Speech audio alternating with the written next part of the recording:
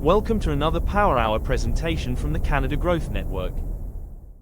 It's an honor to be doing this. I'm so thrilled to be here at CGN. We're going to be talking a lot about podcasting today, more on the guesting side of things.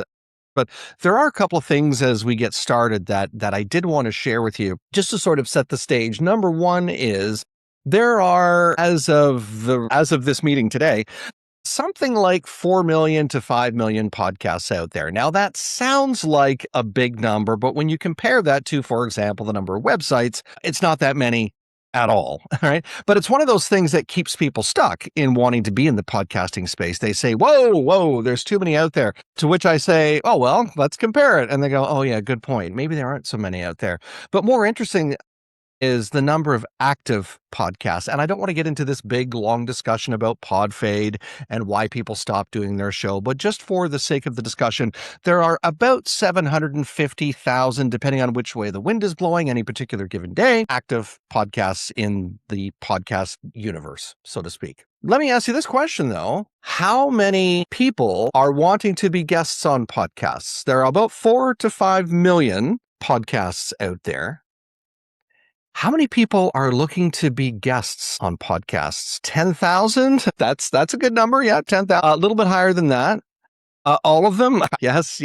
Everyone should be a guest on a podcast. If they were, I would have no issue finding work. Let's put it that way. The actual answer is about 100 million people that want to be guests on podcasts. Now, that covers many different genres of shows, topics, themes, things like that. But think about that. That means there are more people wanting to be guests than there are folks wanting to be hosts. So that means there's a huge opportunity for you, firstly, if you want to be a host, but that also means that, there are opportunities out there for you to get on those podcasts so you can elevate your brand, your business, and your credibility. And what I want to walk through with you today is something that I've done. It's a presentation I've given actually a few times. But I want to share my screen and walk you through it because there's a lot of nuggets in here that I think will be very beneficial.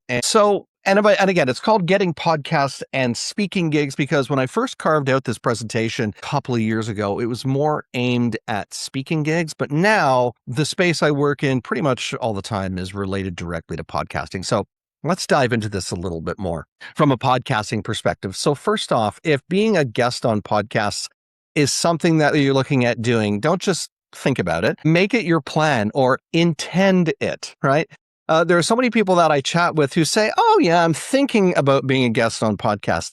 Guess what? Thinking about being a guest on podcasts and actually being a guest on podcasts are two completely different things. So don't just think about it. Actually do it. Make it your plan. And then from there, as you're making this your plan, say, for example, maybe it's for the rest of this calendar year, or maybe it's even into next year. Decide how many do you want to be on? Do you want to be on shows every week? Do you want to be on shows once a month, twice a month? Are you ambitious and want to be on shows daily? If you do, good for you. You have more energy than I do. But certainly if that's what you want, then by all means, go and do that. But make that decision. Make it your intention. Decide how many you want to be on. And then the next phase or the next step is to decide where it is you want to speak. Now, this is more in the speaking realm of things. But it also applies for podcasting because even though podcasts are global and most of them are recorded remotely, there are still a number of people who host podcast guests on location in a studio, whether it's a recording studio that they've rented or it's a space that they've converted into a studio in their office.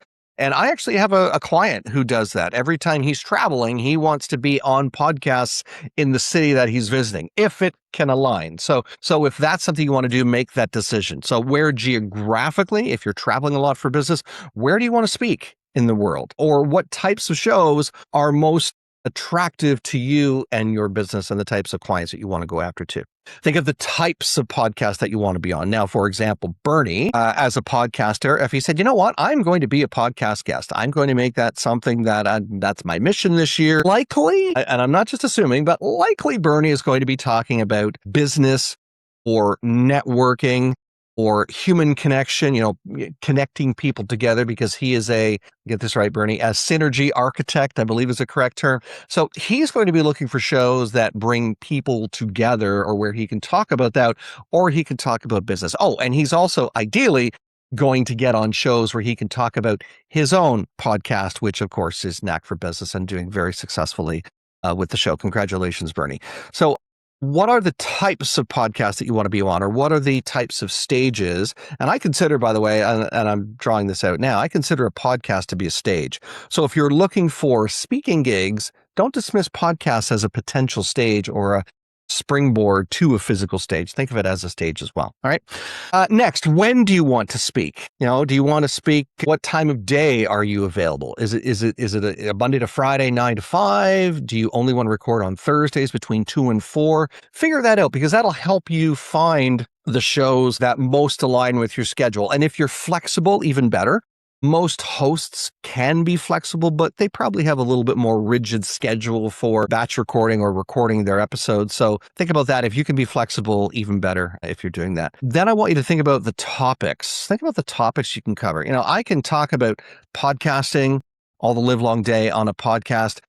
I could talk about Star Trek because I'm a Trekkie. However, I wouldn't necessarily talk about it on a podcast. But if it did come up, I could carry on a conversation about it. I couldn't probably talk about how to build a house. It's just not something I do. I have very limited knowledge and very limited experience in that. Unless it was how to start a podcast about how to build a house, then I could definitely do that. But I couldn't talk about that. So think about the topics or think about the themes that you are prepared to talk about. And I want you to be specific when you do this, but I also want you to think outside of the box and try and eliminate jargon when you do this. Because when you go and set up your profile on PodMatch, we're going to talk about that in just a minute. When you set up your profile on PodMatch, it's to your benefit to make sure that your tagging or your topics are in alignment with what's already out there. Otherwise, you won't get matched on shows. All right. So what are the topics that you can speak on? No more than 3 to 4. Okay. And these can be, you can also work in titles into this, by the way. Okay. As you're doing this, make sure you're also setting up a tracking sheet to track your progress. When I started doing this, it was for a client in Germany, and this was 2021, I want to say, maybe 2022. So before the huge uptick in the use of AI. So we were doing it manually. Google searches, researching the podcasts, trying to find the person to connect with to book on those shows. It was a lot of work. AI has made it so much easier to do that, but certainly having a tracking sheet so I could actually have everything sequential or be able to track, okay, how many emails did I send again to this person? Follow-up emails. Did this one get recorded? I could actually keep track of everything. So it's going to help you stay on target for sure. If you're wanting to be guests on podcasts, if you're wanting to be a guest, not guests, you could probably only be one. You can't be several people. If you're wanting to be a guest on podcasts, don't hesitate to ask for help. Bernie's a seasoned podcaster. Ask him, Bernie, do you have an opening for a guesting opportunity to be on your show? If you do, I'd love to be on. Start the conversation. Or, we're all connected in networks like this one. I'm in a couple of different networking groups, and I will mention this every now and again. Yeah, I'm looking to guest on podcasts. And there are people that get most of their podcast booking gigs through asking people who they know, through their networks, through their colleagues, even through social media. That can be a little bit of a daunting task as well, but it doesn't hurt to at least test the waters by doing that. So ask for help. Internet searches, I talked about that a little bit when I was talking about my client in Germany and how it was a bit of a huge task to do research. But now AI makes it even easier to do that, because you can literally type in to your AI chatbot, say, hey, here's shows I'm looking to be on as a podcast guest. Here's some topics. Here's some themes. What shows can you set me up with? So you want to make sure, obviously, that you're using the right prompts to do that, but AI can be very helpful in finding those podcasts. And as a matter of fact, there's a tool I'm going to share at the end that will, as a great resource, if you're looking at doing it outside of a resource like PodMatch, which we'll talk about in just a moment.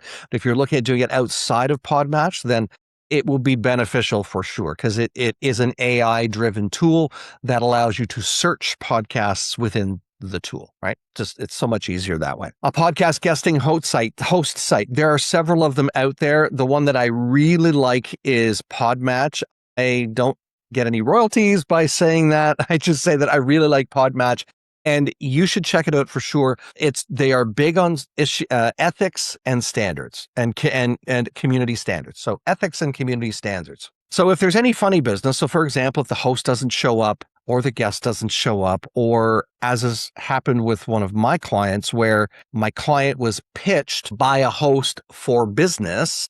In other words, come and be my client before the recording even happened, and then wasn't permitted to do the recording because they weren't a client. That's kind of a little bit sneaky, not so ethical.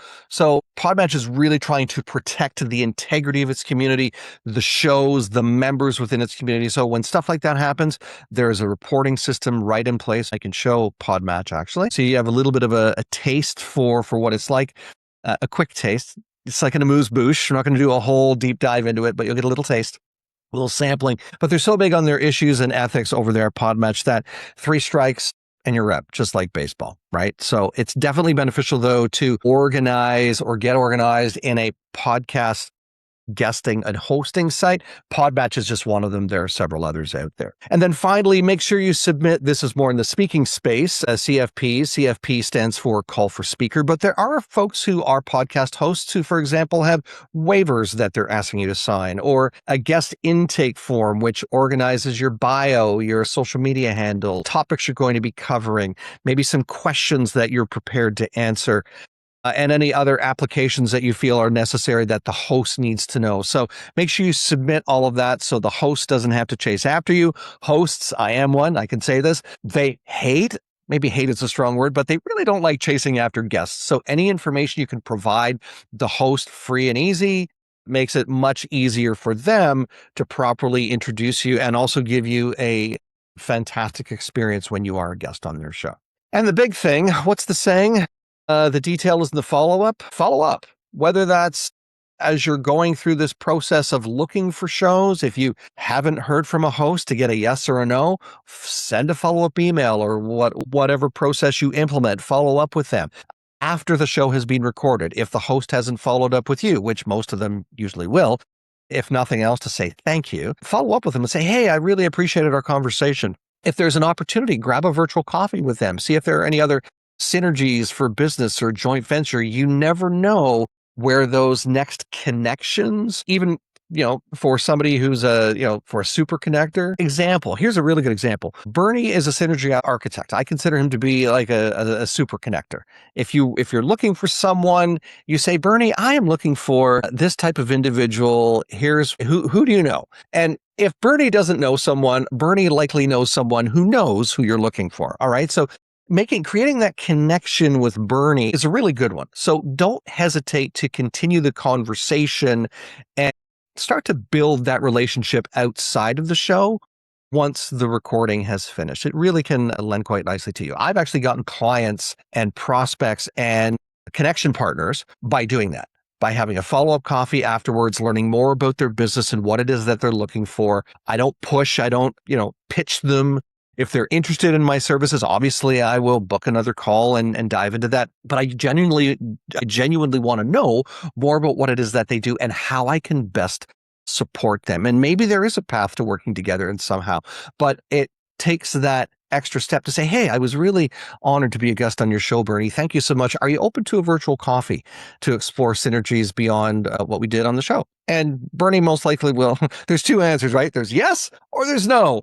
And if it's somebody like Bernie, it's probably going to be yes. I'm going to move over to PodMatch because I want to show you what that is all about. This is set up so that hosts can view and guests can view. So right now it's on the hosting profile searching for guests. Okay, so I'm going to click over to hosts. And as a guest, this is what you will see. Okay, and you'll see here where it says search, pretty standard. It's a search bar. And this is where, if you remember, I mentioned tagging and making sure your topics are not too broad or there's no jargon in them, because if there are, it'll be harder to search. But if we just type in business, actually, let's type in business strategy just for fun. Let's see what comes up. Bernie is a business guy, talks about strategy a lot, has interesting guests on his show. And let's say Bernie's looking to get on podcasts. Let's see what comes up under business strategy. Oh, there's quite a few here. And there's no ranking order specifically for how they come up. They just come up. So let's just pick one. Let's see what this one looks like. Yep, this looks like it's a good one. So it's going to firstly tell you the name of the show. So this is Podcasting for Financial Professionals. We can tell already this might not be the best fit for Bernie, but it might be. You never know. Let's dive a little deeper. There's a description of the podcast. There's some administrative details. How many episodes has this person had? The language, very important because podcasts are in multi-languages. Is it in-person or remote? It can be, in this case, it's both. So this person is more than happy to do an in-person recording when that's possible, or it can be remote, meaning just from the comfort of your own home office or whatever. Any age, very important. Just a note here that PodMatch only provides content for users over the age of 18. However, having said that, good to note age because some content is aimed at seniors or is aimed at young adults. As I said, it's a very broad platform. So if there was a specific audience that you were looking to get in front of, say maybe it's women entrepreneurs between the ages of 35 and 54, then this might populate here. This person is requiring a guest fill out a form, all sorts of other information here, availability, how long is the recording, is it audio or both? Because there are still a lot of audio podcasts out there, believe it or not.